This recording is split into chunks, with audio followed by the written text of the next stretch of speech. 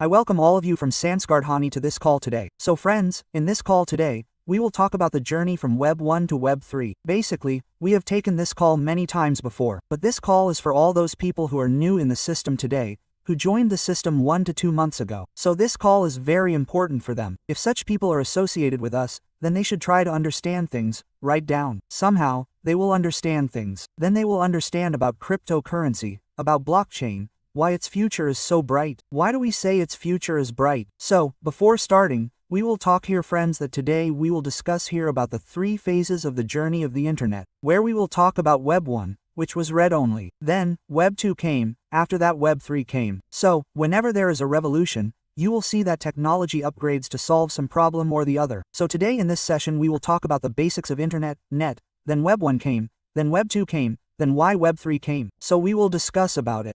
So friends, first of all we start with the internet, as you all are aware about the internet. Still we start with its small definition that what is internet. So internet is actually a network of networks. It means computers and devices around the world are connected to each other, so that they can share information easily. If I talk in simple words, then internet is such a global system in which every computer can talk to each other, no matter where it is in the world. So a simple definition of internet was this. So now when we talk about the era before 1980, then you will see at that time there was no internet or computer. At that time, whatever work we used to do, it was all done manually. Whether it was data entry or preparing a report, any work was done manually. What happened because of this? It required a lot of manpower. You did not have accuracy. It was time-consuming, right? So now if we look after 1980, what happened at that time? The first generation of the internet came. We can approximately consider this period. You can understand it as the period from 1990 to 2000. So friends, Web 1, which we call the first generation. So when Web 1 we can call the initial phase of the internet. This was the era of basic information internet, where only static content was available and interaction was also very less. So at that time when computers and internet came, people protested a lot that if computers and internet come, many people will lose their jobs. But the opposite happened, it created a lot of jobs. The world moved forward in the way we are emerging as a superpower today. This revolution played a very big role somewhere. So friends, when we talk about Web 1, the main purpose of the internet at that time was to provide information only, like online articles or through simple websites. So the biggest thing was that people could access the knowledge of the whole world without physical travel. Meaning, the internet made the world a global library for the first time. This was the era of Web 1 when the internet came in its initial phase. So if we talk about that time, although today we feel that the speed of Web 1 used to be very low, there was this problem, there was that problem, but at that time, the internet was a very big innovation. So if we go back to that time and see and understand what were the features of Web 1 at that time, you will see that it was read-only. Meaning Web 1 was a kind of read-only internet. The user could only see the content but could not write anything on his own, nor could he make anything public. The speed used to be very low. That means the internet speed was very slow at that time. There used to be dial-up connection in which it took a lot of time to open a page. Then the company focus Web 1 was more complete driven. That means the company which made the website used to decide the content and the user had no control over it at all. Then you will see no personalized ads. That means there were no targeted ads like today. Like today ads are given on behalf of the target customer. But what used to happen at that time was that there were no targeted ads. Only general ads were shown. There was no system for the user to search ads according to the internet at that time. Then there used to be static content. That means if we talk about it, the website used to be static. That means there was only fixed instruction which did not change again and again. Like an online browser or digital pump at that time. Then we talk about banner advertising, meaning that the ads were only in the form of banners, which had an image and on clicking it, users were redirected to another page. Visual, internet, interactive web visuals were basic and the interaction was very limited.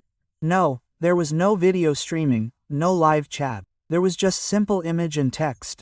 Then the user could not publish any content, meaning the biggest limitation was that the user could not post his own content, meaning there was no blog, social media, comment, nothing. Only the company used to publish the content.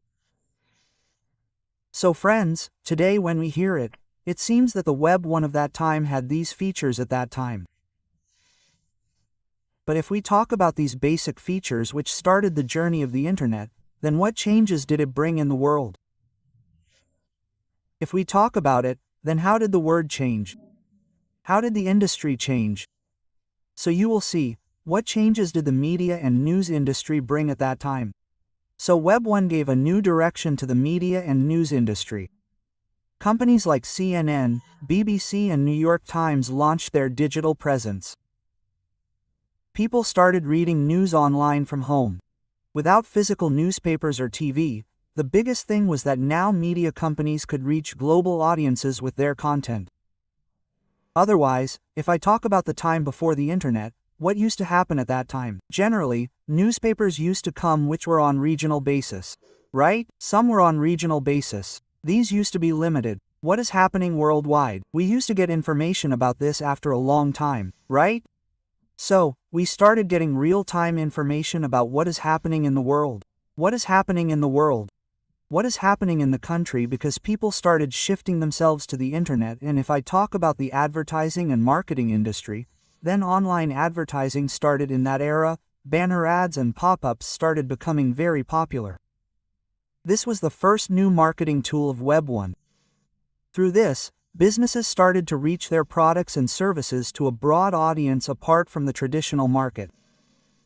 That means that the products that were available earlier were available only in a limited area.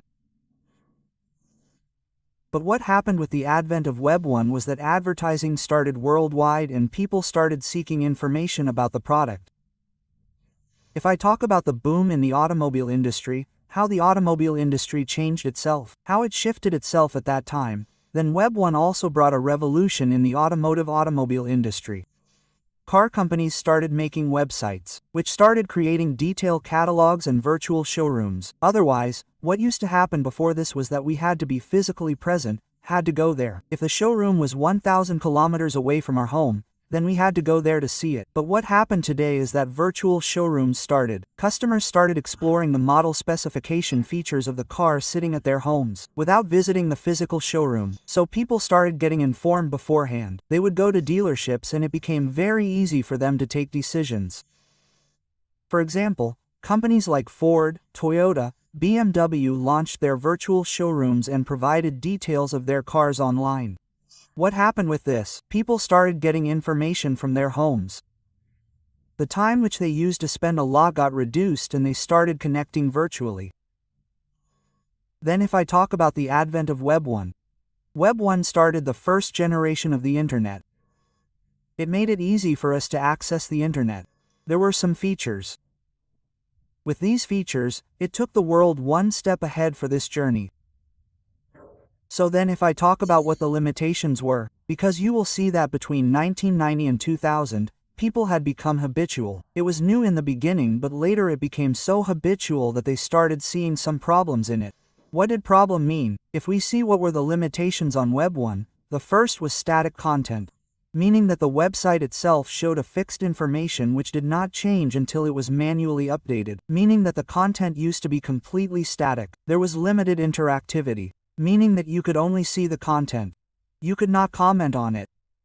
You could not like it.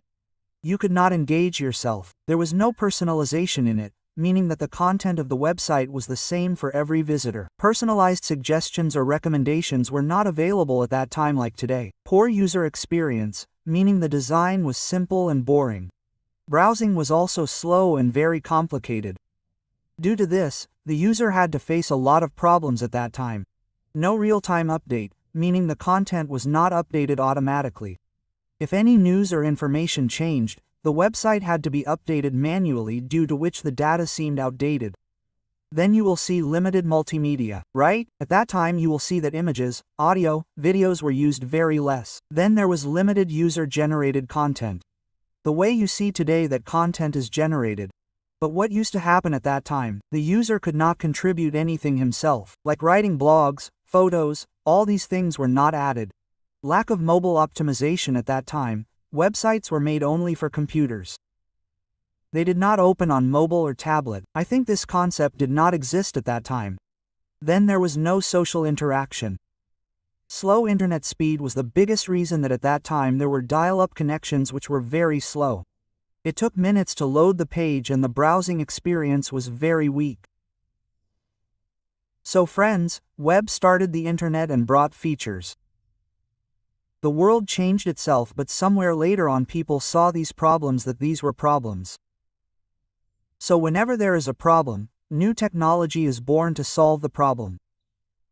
Then to solve these problems, Web 2 started from 2000 to present. That means if you assume here that the period was from approximately 2000 to 2020, then you will see whose period started? Web 2. Now look at Web 2. If we are here, then friends, when we can call Web 2 the second phase of the internet, which started in early 2000 and which is going on till date. Even 2, we consider it, the period from 2000 to 2020, we consider it the era of Web 2. If Web 1 was a static and information web, then Web 2 is the internet.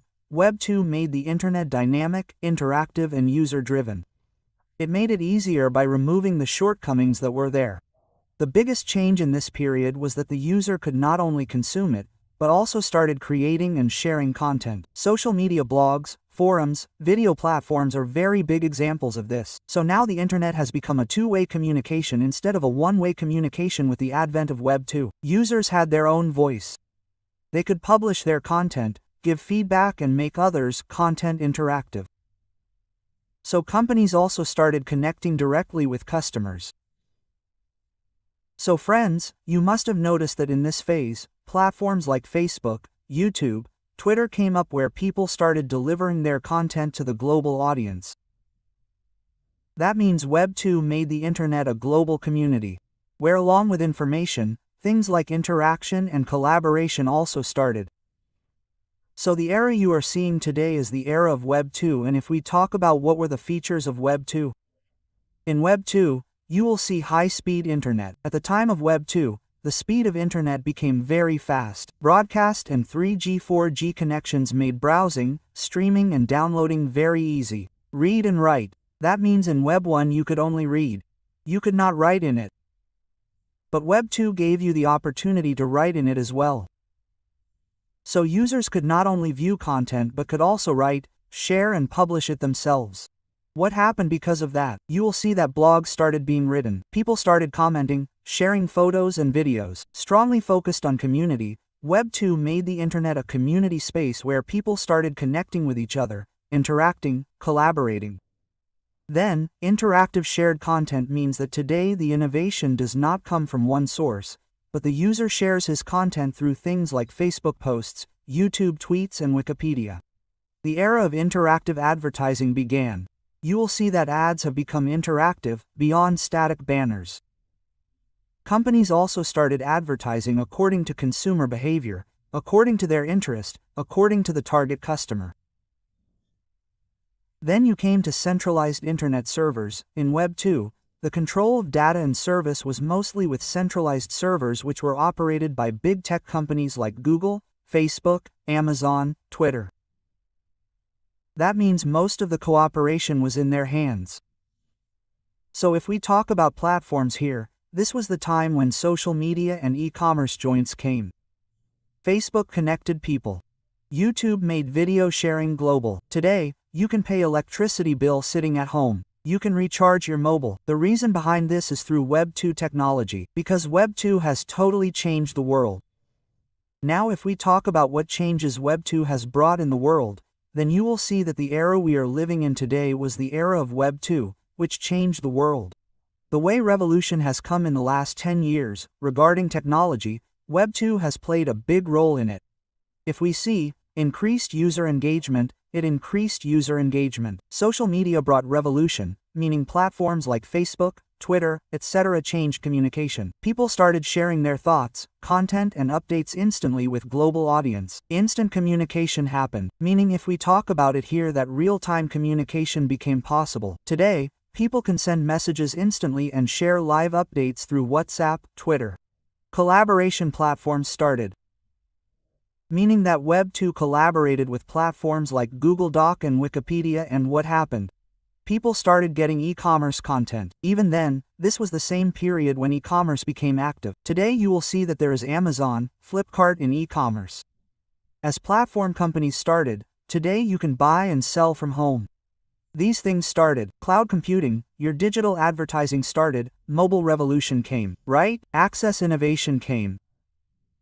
So in this way you will see that Web 2 changed the world from everywhere. Then, if I talk about it today, what happened through Web 2 that today the world has grown itself, technology has upgraded, things have moved forward, but even after all this, what were the limitations in Web 2? Why are we talking today that there is some problem in Web 2? So, is there a requirement of Web 3? So, if we look here, Web 2, if we understand about Web 2 here, what were the limitations? So the biggest reason was centralization, that is, the biggest limitation of Web 2 was centralization.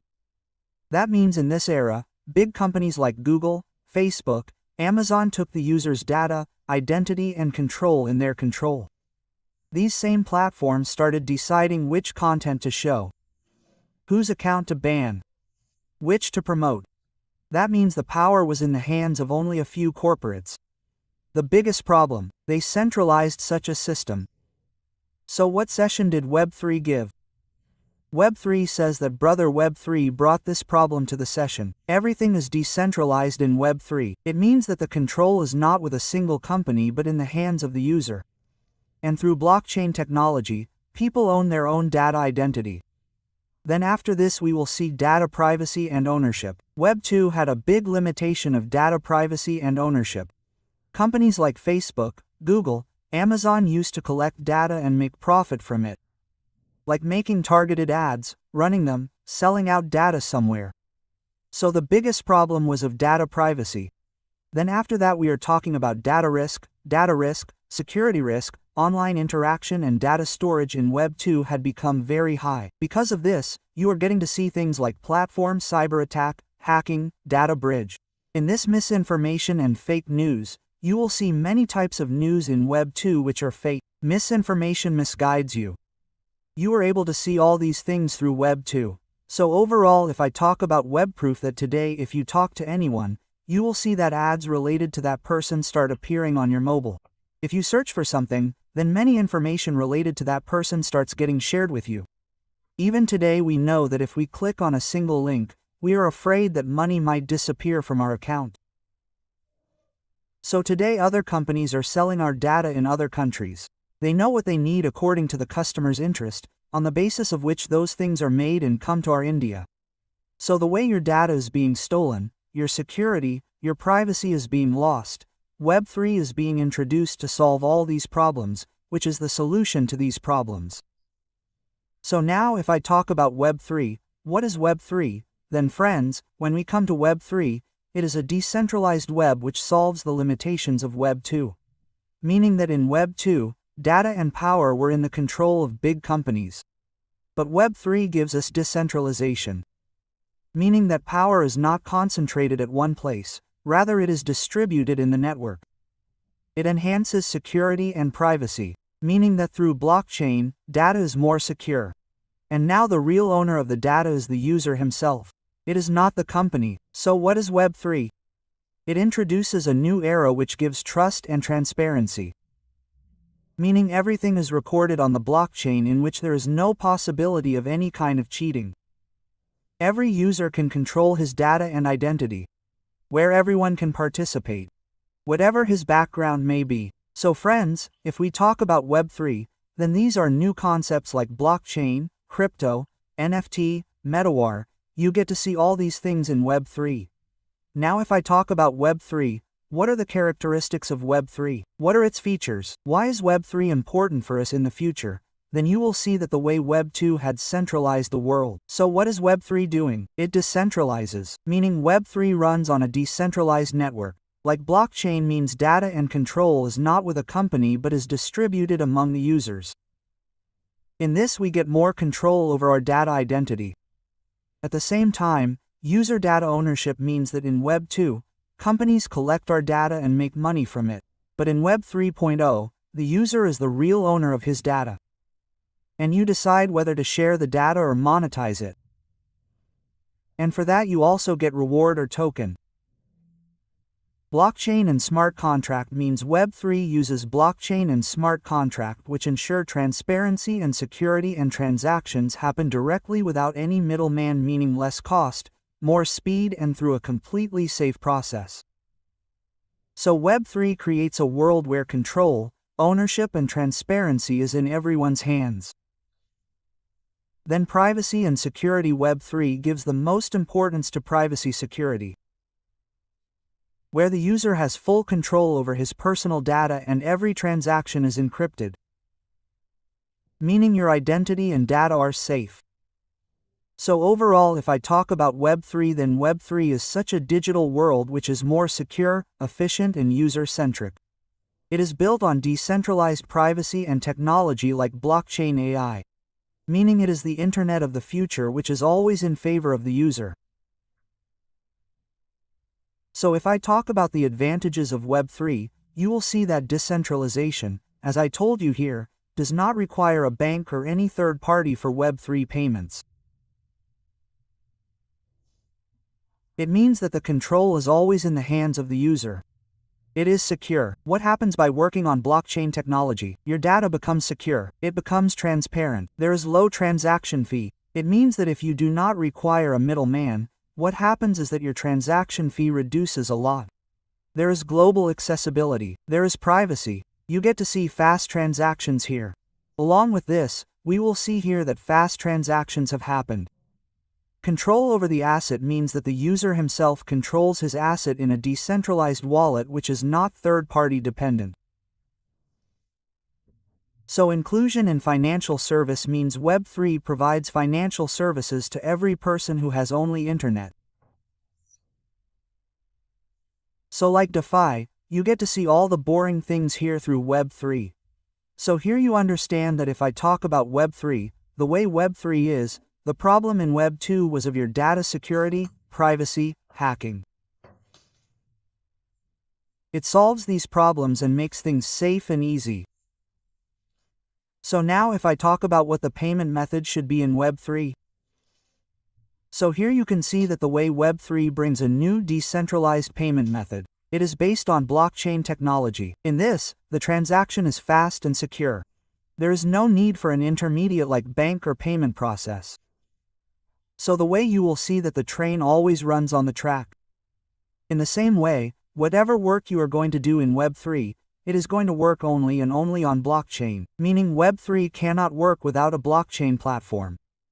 And if Web 3 works on blockchain, then only those companies will be able to grow on working on blockchain which are developing blockchain, and their payment mode will be their cryptocurrency. Meaning if we talk about payment mode in this, then you will have to pay the cryptocurrency of the blockchain used by the industry. There will be stable coins and digital wallets. So this is its payment mode. Now I talk about your overall here. If I talk about blockchain or if I talk about blockchain technology, the way Web3 works, as I told you, it works on blockchain. Then blockchain is such a digital system, ledger system, in which all transactions are recorded in a chain or block. This system is decentralized, meaning it is not under the control of a single company, bank, or government. Third-party transactions are secure and transparent. So if I talk about the revolution of technology, then just as the internet brought revolution in communication and information sharing, similarly blockchain started a new revolution in trust payment and data ownership. Now people can control data and money themselves without any middleman. Now if I talk about blockchain, then you will see the use of blockchain in every industry, be it finance and banking. If we talk about finance and banking, then decentralized finance is possible with blockchain. Cross-border payment becomes easier. Every transaction is secure and transparent, meaning this blockchain technology is the technology whose use is seen in every industry, be it finance, supply chain, healthcare, real estate, gaming, insurance, government and voting, energy, legal and real and e-commerce. You will see blockchain technology being used in every industry. If I talk about the healthcare industry, here it makes medical records secure and tamper-proof. Blockchain patient can make crypto or direct payment. Also, if we talk about supply chain, here tracking of the product will become very easy through blockchain technology, it will become real time. What will happen due to this? The fraud and duplicate goods which are being made will stop being made. Smart contact and automatic test will be built here. So these are all the industries where you will see that you will get to see cases through internet, Web3, blockchain technology. Then if I talk overall here that in today's time, the company which is coming in blockchain and Web3 is going to become a digital leader in its future. The strength of decentralization, security, and trust is giving the company an opportunity to grow ahead. As the demand for decentralized system increases blockchain power, you will see transparency and security also moving forward. So in future, blockchain is going to become a backbone of digital economy, and only those companies will work ahead who are going to adopt this technology and take it forward. So, now if I talk about today's top blockchains here, if we talk about some blockchains here, then Ethereum, Binance, Solana, Polygon, Arbitrum, Tron. If we talk on this path, then Mr. Ananta blockchain is there, which you will get to see in the future. So, why are these companies working on creating blockchain today? The reason behind is that the future belongs to Web3, and the work that Web3 is going to do is going to work on blockchain and whatever blockchain industry wants, be it healthcare, supply chain, medical, insurance. If the blockchain of the company is used in the payment mode, then it will have to give the cryptocurrency of that company in payment, which is going to help in increasing its price and growth somewhere. Now if I talk about Mr. Mint, then if we talk about Mr. Mint, then Emra blockchain is India's second indigenous blockchain which has been registered at 52nd rank on a global basis. Its test of the 27th of July has been successfully completed, which is a big milestone for Veda 3 journey in India. Now if I talk about Ananta, then basically if we look at its features, it works on delegated proof of stake, meaning its consensus mechanism which runs on validator and delegate system. It is fast, secure, and efficient at the same time. Passive income for validators and delegates. Those who support the blockchain network can make passive income from it. As a delegate, through validator, blockchain as a service, other businesses can use blockchain project platform. So blockchain will work as a service in every industry. Layer 1 blockchain means it is a base blockchain, like blockchains like Ethereum, Solana, and Binance. You can build a direct project app on it. Transactions which will be very fast and valid. Then what is the impact going to come? If you get to see Mr. Mint's blockchain now, what will be the impact from it? So you will see major projects on board. Going forward, more startup projects will shift to Ananta blockchain due to the Mr. Mint ecosystem. More projects, more community, more transactions, and this will increase the activity of the blockchain. The user of the token will be able to use it not just as a coin but as multiple utilities. When the demand increases, the supply will be limited. Naturally, you will see the value growth of the token. Along with this, a worldwide community will develop with the collaboration of Mr. Mint and Ananta, which is going to boost the adopt option even more. So Ananta blockchain, friends, is a powerful layer 1 project that works on delegated state, and here you also get to see features like passive income. Mr. Mint will boost this ecosystem further through many projects which you will get to see in Mr. Mint's blockchain in the future. Along with that, our targeted customers will be target areas, government projects, along with enterprises, developers, validators, then yours, then news and entertainment, sports and gaming. All these are the target areas here, where Ananta blockchain is going to target in the future. Now, talking about the USP, if we talk about its low transaction fees, you will get to see high transaction per second, easy to use documentation. Here, it will be very easy to do the documentation. You will be able to easily shift people from Web 1 to Web 3, from Web 2 to Web 3. Along with that, there will be ready-made frameworks. It will simplify the Web 3 journey and will be AI-driven. Along with that, you will get a lot of exciting rewards through different types of activities. So now these were our USPs of blockchain which you are going to see in the future. So friends, overall today in this session we have talked about why Web 1 came in the initial phase of the internet. What changes happened with the arrival of Web 1? What was the problem in Web 1? Why did Web 2 come to solve the problem of Web 1? What were the features of Web 2? And how did Web 2 change the world? And what were the problems of Web 2? What were the limitations in Web 2? And why is it necessary for Web 3 to come to solve those limitations? If Web 3 works on blockchain, then what are the features of blockchain? Where is blockchain to be used? In which industry is it to be used? And which are the companies with blockchain? Mr. Mint's blockchain is going. What are its features? We talked about this. So we have tried to tell you about Web 3 from Web 1 to Web 3 in 40 minutes and tell you a little about blockchain. So I hope you have understood the information given. So with these words I end this call. And over.